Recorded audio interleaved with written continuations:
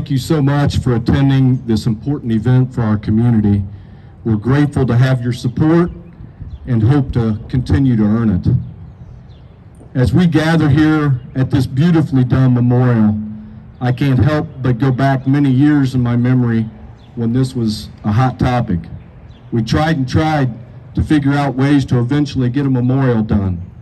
All of these years later, we proudly stand before you and say that the vision has become a reality. With the leadership of Sergeant Alan Shields, numerous other lodge members, and community supporters, this has been made possible. I can't thank you enough. This is clearly a publicly supported memorial with numerous in-kind donations that have carried us through to today.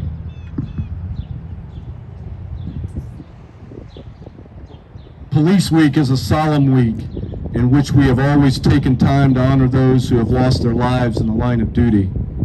Each life that has been taken has a story behind it. That's no different than the four that currently are on this memorial today.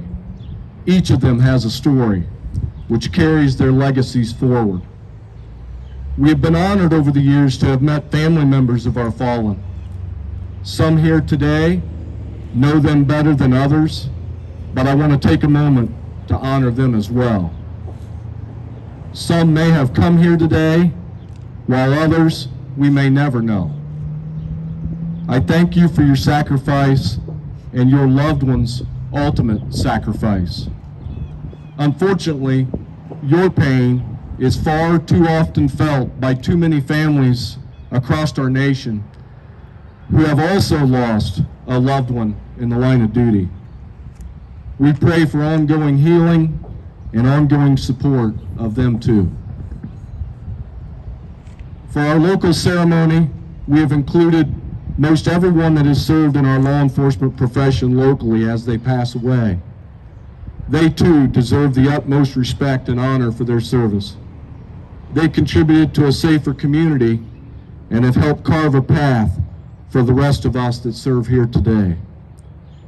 Many that are listed in your bulletin died too soon and never got to live out their dreams. We know this stings their families, and we feel that sting too as a part of your extended family.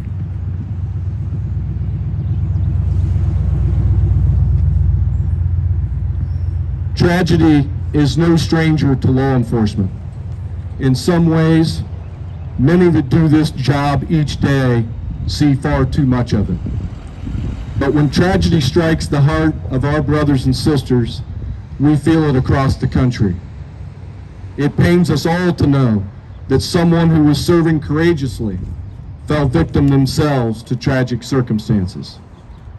Whether by gunfire, assault, vehicular assault, or some other act of violence, too many men and women that wear a uniform are being targeted by violent offenders.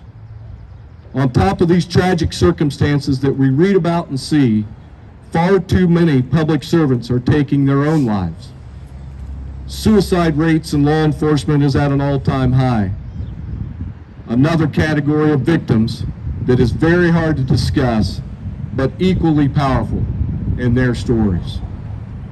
The pressures of policing can become a heavy, heavy burden, and without a network of support like groups gathered here today, some can't find a way to cope any longer and simply give up. We must do more as a profession to ensure better options for those struggling with all types of issues, including post-traumatic stress disorder. I am glad that there are improvements in this area, but we have a long way to go. In closing, I'd like to extend my sincere gratitude to those who do this work each and every day.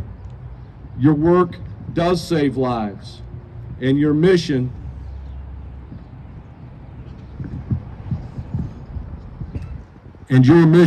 keeps us safer. Now is a time for true leadership. This is not a time for law enforcement to give up or look away. Now is the time to stay focused, train hard, and do what you know to be the right things.